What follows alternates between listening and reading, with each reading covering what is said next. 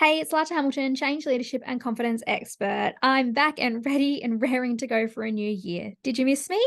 If you did, that's okay because I missed you too.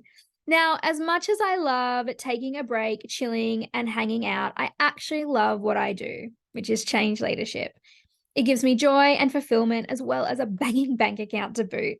So I'm not just excited to be back, I'm also excited to be kicking off the new year with one of my favorite activities, goal setting.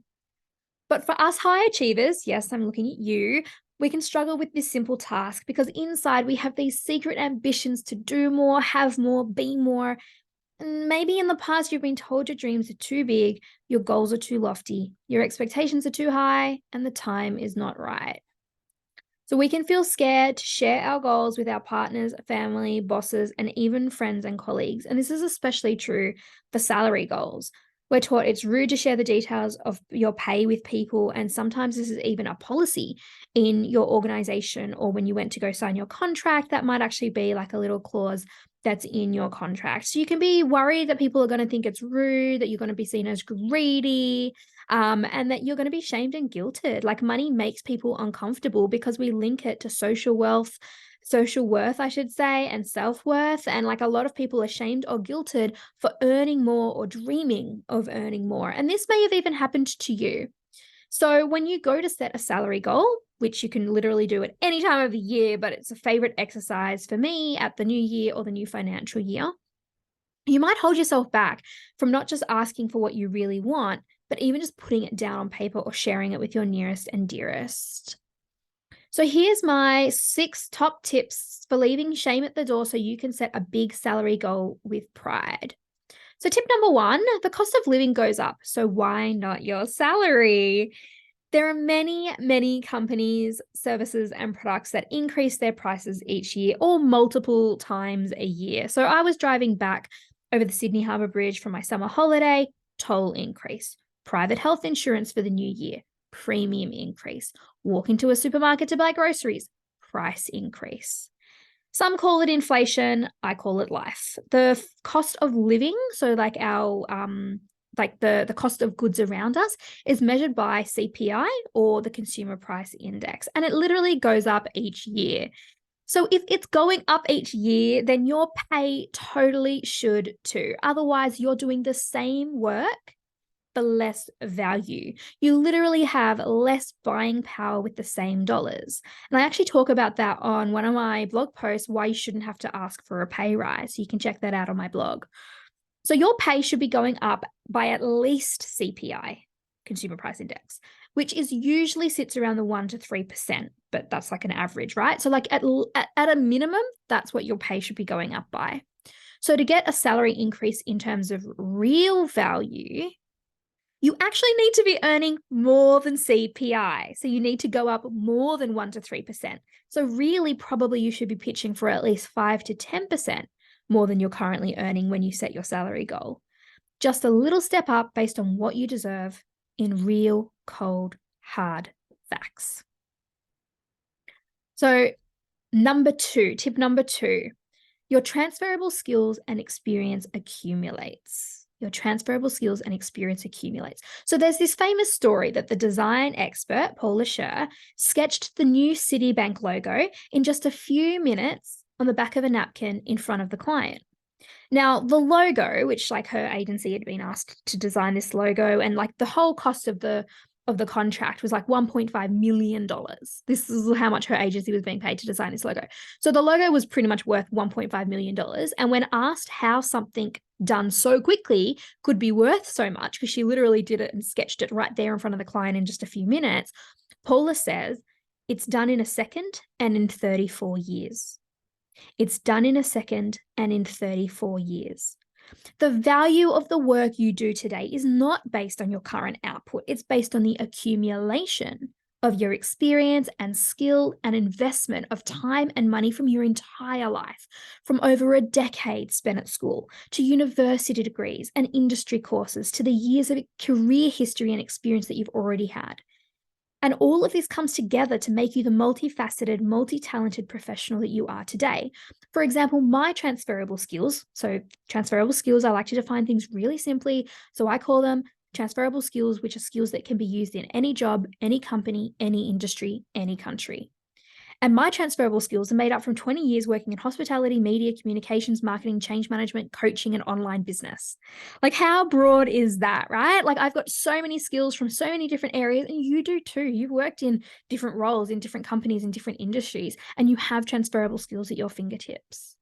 So set your salary goal based on what you're worth from all your skills and experience, from everything that you've ever done, not just what you do right now.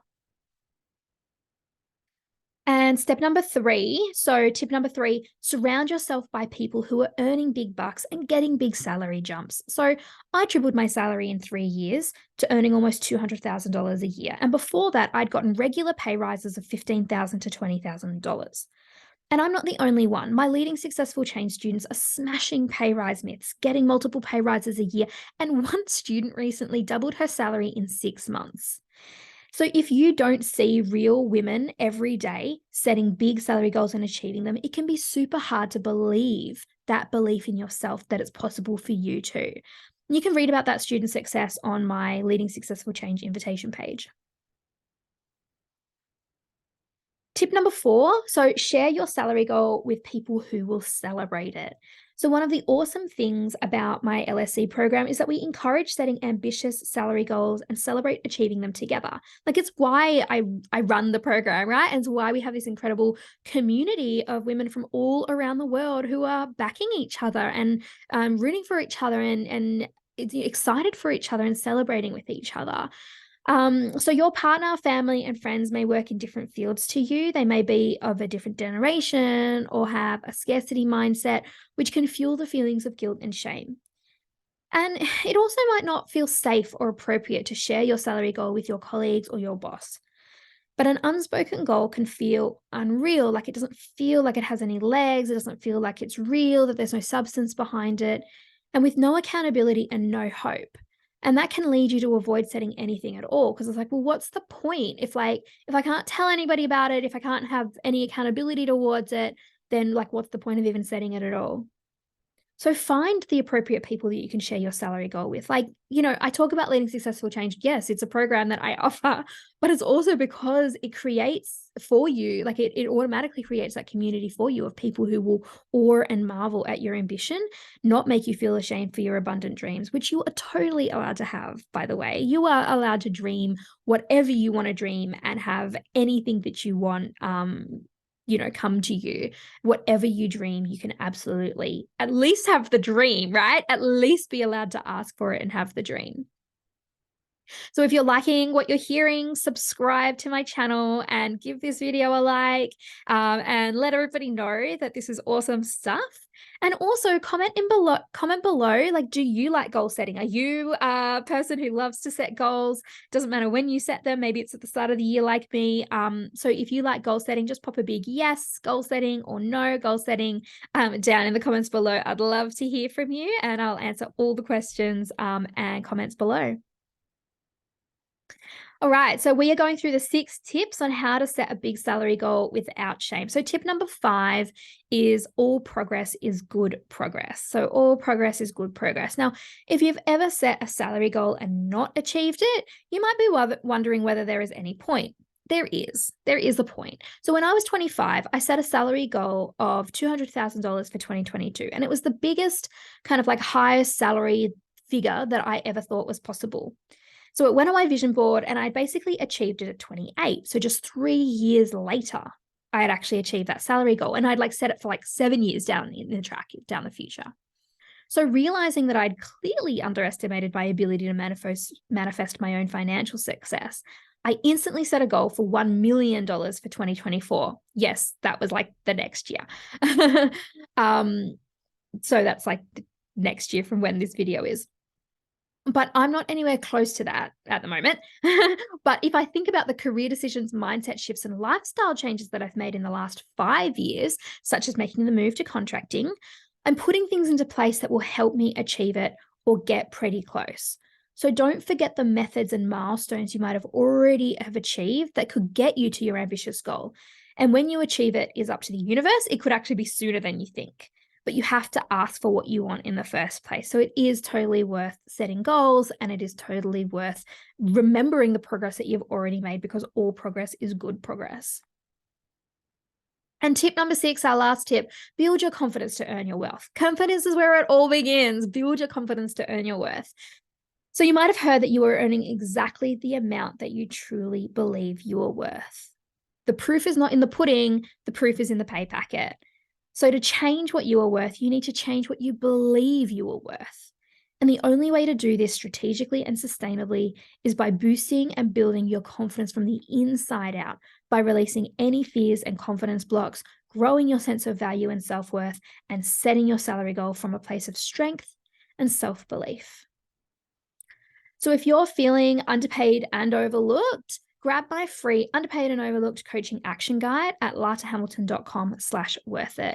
See the link in the description below and in the first comment. And when you're ready to take your best next step, come join me on my Leading Successful Change program. It's an awesome course, an awesome community, and you'll just have so many cheerleaders cheering you on, and you'll be able to be cheerleaders to others as well, other incredible women all across the world as well.